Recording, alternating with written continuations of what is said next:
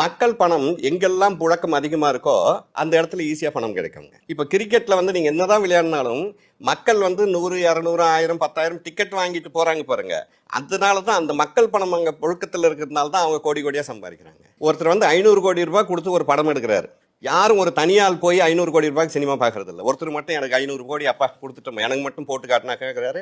அந்த 500 கோடிக்கு அவங்க பணம் எடுத்தாலும் நம்மள மாதிரி ஆட்கள் வந்து 100 ரூபாய், 200 ரூபாய், 300 ரூபாய்னா அந்த மக்கள் பணம் உள்ள வரணுங்க. நான் நாளெல்லாம் உழைக்கிறேங்க, எனக்கு பணமே சேர மாட்டேங்குதுங்க. சேராதுங்க. ஏன்னா நீ பணம் இல்லாத இடத்துல நீ ஒர்க் பண்ணிக்கிட்டு இருக்க. அப்போ பணம்ன்றது எப்போ வரும்? எந்த இடத்துல பணம் இருக்குங்க? பணம் இருக்கிற இடத்துல இருக்கிறவங்களோட லைஃப் ஸ்டைல்லாம் வேற மாதிரி இருக்கும். இப்போ நீங்க கிரிக்கெட் வீரர்கள்லாம் பெரிய அளவில் பணம் சம்பாதிக்கிறாங்க, சினிமாவில் இருக்கிறவங்கலாம் பெரிய அளவில் பணம் சம்பாதிக்கிறாங்க, அரசியல்வாதிகள்லாம் பெரிய அளவில் பணம் சம்பாதிக்கிறாங்க, ரியல் எஸ்டேட் இவங்கெல்லாம் நிறைய பணம் சம்பாதிக்கிறாங்க. இவங்கெல்லாம் எந்த இடத்துல பணம் சம்பாதிக்கிறாங்கன்னா மக்கள் பணம் எங்கெல்லாம் புழக்கம் அதிகமா இருக்கோ அந்த இடத்துல ஈஸியா பணம் கிடைக்குங்க. இப்ப கிரிக்கெட்ல வந்து நீங்க என்னதான் விளையாடினாலும் மக்கள் வந்து 100, 200, 1000, 10,000 டிக்கெட் வாங்கிட்டு போறாங்க பாருங்க.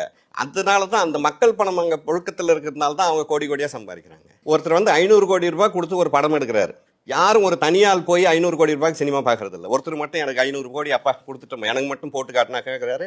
அந்த 500 கோடிக்கு அவங்க பணம் எடுத்தாலும் நம்மள மாதிரி ஆட்கள் வந்து 100 ரூபாய், 200 ரூபாய், 300 ரூபாய்னா அந்த மக்கள் பணம் உள்ள வரணுங்க.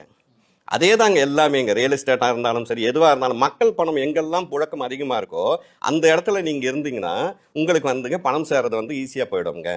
அப்போ பங்குச்சந்தையும் அதே மாதிரி தான். அப்போ மக்கள் பணம் அங்கே நிறைய இருக்குங்க. அப்போ மக்கள் பணம் அதிகமாக அந்த இடத்துல வந்து பணம் புழக்கம் இருக்கிற இடத்துல நீங்கள் முதலீடு பண்ணும்போது உங்களுக்கு வந்து நிறைய பணம் கிடைக்குங்க.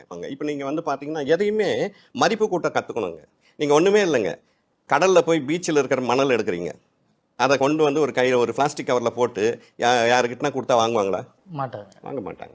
அதை கொஞ்சம் மதிப்பு கூட்டி அதில் ஒரு எல்லோ கலர் பொடியை கலங்க, ரெட் கலர் பொடியை கலந்து பாருங்க, அதை ஒரு கலராக்கி கொடுத்து பாருங்க, வாங்குவாங்க. இப்போ நான் ஒரு லேட்டஸ்ட்டாக ஒரு நிகழ்ச்சி பார்த்தேன். ஒரு அம்மா முருங்கைக்காயை நம்ம அப்படியே சாப்பிட்றோம், முருங்கைக்காய் அந்த அம்மா அந்த முருங்கைக்காயிலேருந்து எண்ணெய் எடுத்து கொடுக்குறாங்க. இதான் மதிப்பு கூட்டுதல். அப்போ அந்த எண்ணெய்ன்றது இது வந்து என்னென்னா ஒரு இடத்துல உங்களோட அந்த பொருளுக்கு ஒரு மதிப்பை கூட்டி நீங்கள் வியாபாரம் பண்ண கற்றுக்கிட்டிங்கன்னா அது உலகளவில் ஃபேமஸ் ஆகிடுங்க. அது எந்த வியாபாரம்ன்றது முருங்கைக்காய் எல்லாருக்கும் தெரியும். அதுலேருந்து எண்ணெய் எடுக்கிற சிஸ்டத்தை வந்து அந்த அம்மா வந்து கண்டுபிடிச்சி அதை எடுத்து இன்னைக்கு பேக் பண்ணி உலக நாடு அளவுக்கு அனுப்புகிற அளவுக்கு நான் இப்போ தான் லேட்டஸ்ட்டாக அது ஒன்று பார்த்தேங்க. சர்வீஸ் பிஸ்னஸ் வந்து உங்களுக்கு பெரிய பணத்தை கொடுக்கணுங்க. சர்வீஸ் பிஸ்னஸ் ஒரு பொருளை அங்கே வாங்கி இங்கே கொடுத்துடணுமா, அவ்வளோதாங்க. ட்ரேடராகவே நீங்கள் லைஃப்பை வந்து ஈஸியாக கொண்டு போகிறாங்க. இன்றைக்கி வந்து ஸ்விக்கி, ஜொமேட்டோலாம் ஏன் ஃபேமஸ் ஆகுது? ஏன் வந்து அந்த அளவுக்கு பெரிய டர்ன் ஓவர் பண்ணி பெரிய அளவில் போகிறாங்க? Service business. அந்த பொருளை அங்கே வாங்குறாங்க, இங்கே கொண்டு வந்து கொடுக்குறாங்க. கொரியர் சர்வீஸ், அந்த பொருளை அங்கே வாங்குறாங்க, இங்கே வந்து நடுவில் எதுவுமே கிடையாது. மாதிரி சர்வீஸ் பிஸ்னஸ் நம்ம சொன்னோம், ஏற்கனவே பேசணும். டியூஷன் சர்வீஸ் பிஸ்னஸ், வராங்க, சொல்லி கொடுக்குற, பணம் வாங்குறேன். அப்போது அந்த மாதிரி ஈஸி மெத்தட்ஸான பிஸ்னஸ் எல்லாம் இருக்குது. ஒவ்வொரு ஏரியாவுக்கு ஒவ்வொரு ஈஸிக்கு. இப்போ நம்ம முருங்கை பற்றி பேசணும், நிறைய ஊரில் பார்த்திங்கன்னா நிறைய விதமான பொருட்கள் இருக்குங்க.